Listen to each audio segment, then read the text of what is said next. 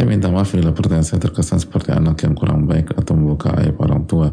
Saya berusaha menjadi anak yang berdamai dengan takdir yang Allah berikan, dan saya ingin mengurangi dosa karena hubungan saya dengan orang tua belum baik. Terima kasih. Selama anonimus dan nggak disebutkan identitas, insya Allah aman, nggak ada masalah.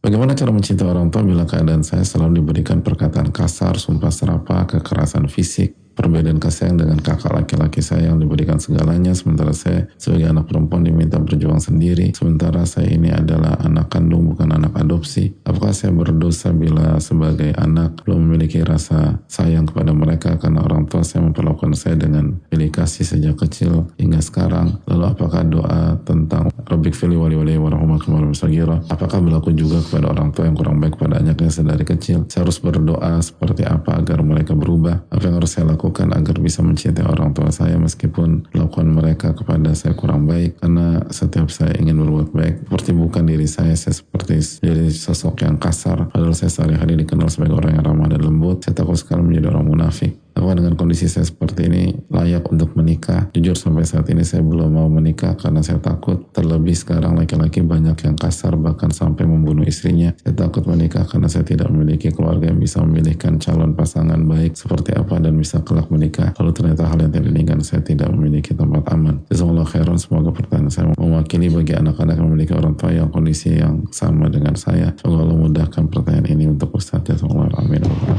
Ya, terima kasih atas pertanyaannya. Nggak mudah sekali lagi, apalagi anak perempuan. Lalu ada kekerasan verbal, ada sumpah serapah, sampai kekerasan fisik anak perempuan, dan pilih kasih. Gini jamaah sekalian, khususnya bagi yang bertanya. Pertama, ini sangat berat bagi yang bertanya dan kita bisa mengerti dan empati kepada penanya. Semoga Allah memberikan kekuatan kepada penanya. Itu yang pertama. Yang kedua, dengan kondisi seperti ini ya, jika sesuai dengan yang ditampilkan penanya, lalu penanya masih bisa bertanya dengan cara seperti ini dan poin seperti ini, bagi saya ini taufik dari Allah SWT.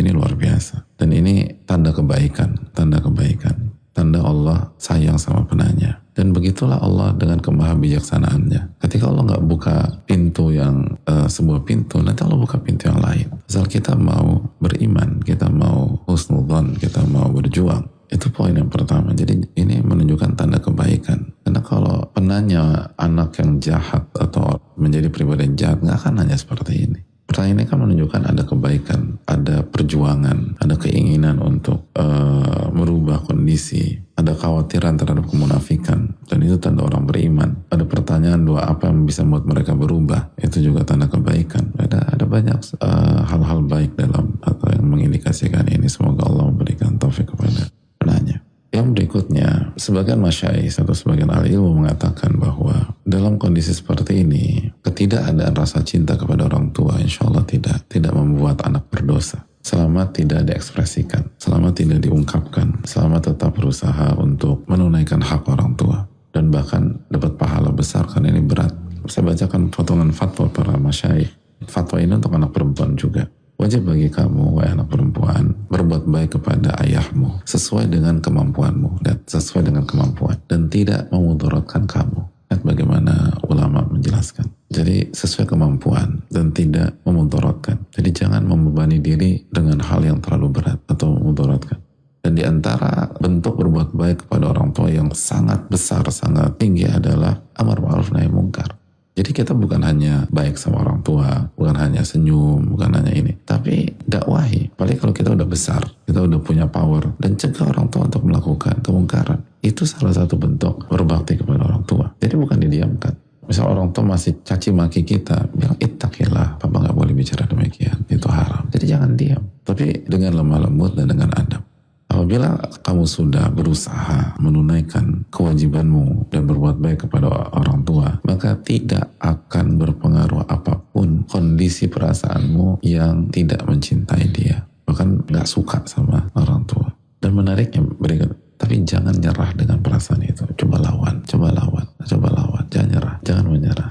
Lihat indah banget gak sih bagaimana ilmu? Semua sisi ditutup gitu loh. Tetap berbuat baik, tunaikan hak orang tua. Tapi bukan berarti mendiamkan kesalahan. Bukan berarti membiarkan yang salah. Atau terima aja dicaci maki, terima aja dicela, terima aja bahkan dipukul. Enggak. Amar ma'ruf nahi munkar. Lalu dimengerti ketika seorang anak itu tuh nggak sayang, nggak cinta. Ya gimana dipukulin kan? Kita masih manusia, bukan robot. Dicela, tapi Anda harus berjuang terus untuk melawan itu. Bagaimana indahnya jawaban kalau yang menyampaikan adalah ahli ilmu. Jadi kita tuh nggak dituntut semua kayak imannya para nabi gitu, nggak.